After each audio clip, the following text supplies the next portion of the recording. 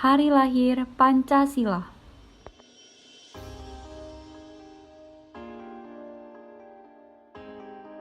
Kekalahan Jepang pada Perang Pasifik membuat Jepang terdesak dengan tentara sekutu dan berusaha menarik simpati masyarakat Indonesia dengan dibuatnya suatu organisasi.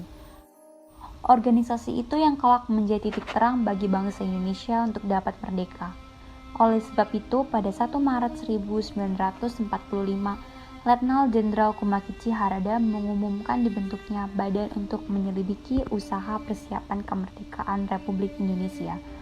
Badan tersebut dinamakan BPUPKI, Badan Penyelidik Usaha Persiapan Kemerdekaan Indonesia, dengan Dokuritsu Junbi Kosakai sebagai nama bahasa Jepangnya. BPUPKI pada tanggal 1 April mengumumkan anggotanya yang berjumlah 67 anggota. Anggota BPUPKI terdiri dari 60 orang Indonesia dan 7 orang Jepang.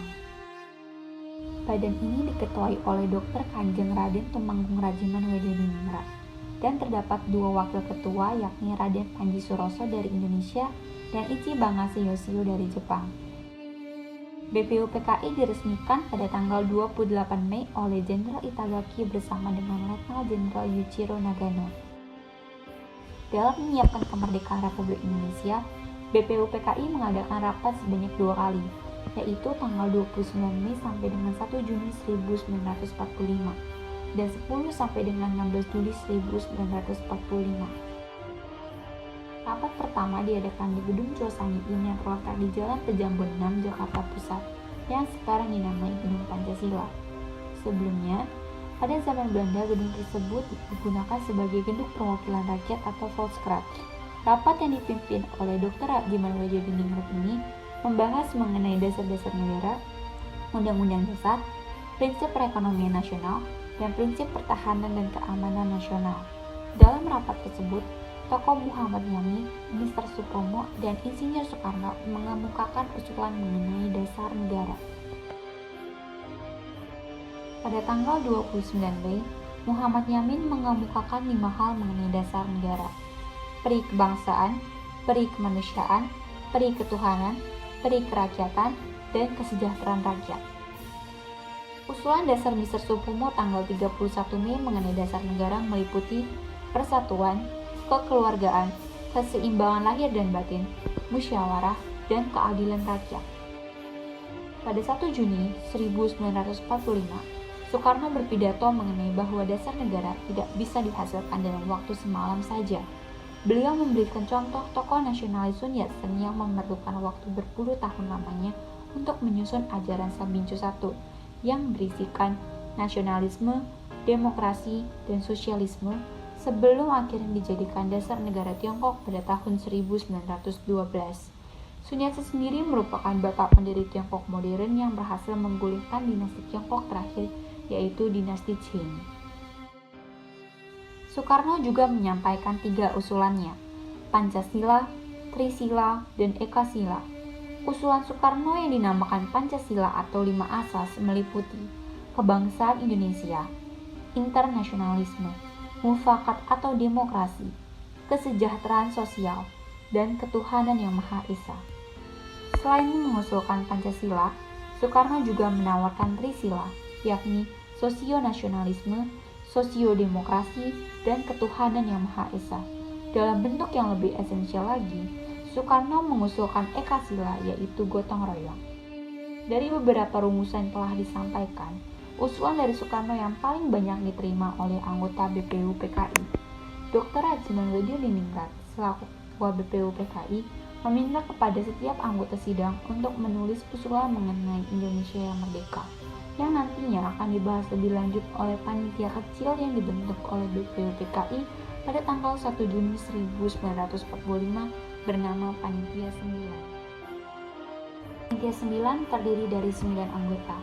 Soekarno yang menjadi ketua, Muhammad Hatta sebagai wakil ketua, Ahmad Subarjo, Muhammad Yamin, KH Wahid Hashim, Abdul Qahar Muzagir, Abi Kusno Cokrosiyoso, Agus Salim, dan A.A. Maramis. Rumusan dasar negara yang ditetapkan oleh Panitia 9 disebut dengan Piagam Jakarta atau Jakarta Charter. Awalnya, Piagam Jakarta berisikan teks proklamasi yang kemudian dijadikan primbol atau pembukaan Undang-Undang 1945. Di dalam Piagam Jakarta, terdapat rumusan Pancasila yang berisikan ketuhanan dengan kewajiban menjalankan syariat Islam bagi pemeluk-pemeluknya, kemanusiaan yang adil dan beradab, persatuan Indonesia, kerakyatan yang dipimpin oleh hikmat kebijaksanaan dalam permusyawaratan perwakilan, dan keadilan sosial bagi seluruh rakyat Indonesia. Piagam Jakarta disahkan oleh Soekarno pada tanggal 22 Juni 1945. Pada sidang kedua BPUPKI dibuka dengan laporan Soekarno atas hasil dari Piagam Jakarta. Sebagai Ketua BPUPKI, Dr. Haji Manwedyo Niningrat meminta para anggotanya untuk mempertimbangkan isi dari Piagam Jakarta. Sebagian anggota ada yang setuju dan ada yang tidak setuju mengenai isi dari piagam tersebut. Salah satunya adalah Johannes Latu Harhari. Ia keberatan dengan sila pertama yang menyebutkan ketuhanan dengan kewajiban menjalankan syariat Islam bagi pemeluk-pemeluknya. Menurutnya, penggunaan kalimat tersebut dapat berakibat besar bagi agama lain, mengancam adat istiadat, dan dapat menimbulkan sikap fanatisme. Tanggapan dari Johannes Latu Harhari ini disetujui oleh Wongso Negoro dan Jaja Diningrat. Menanggapi perdebatan ini, Soekarno menjelaskan bahwa isi dari Piagam Jakarta sudah tidak dapat diubah karena sudah disetujui oleh tokoh nasionalis dan tokoh Islam. Pada sidang hari terakhir, BPUPKI menyetujui rancangan undang-undang yang meliputi pernyataan Indonesia Merdeka, pembukaan yang memuat Pancasila secara lengkap, dan batang tubuh undang-undang. Sore harinya, setelah Soekarno mengucapkan proklamasi, Muhammad Hatta didatangi oleh seorang perwira Angkatan Laut Jepang Laksana Maeda.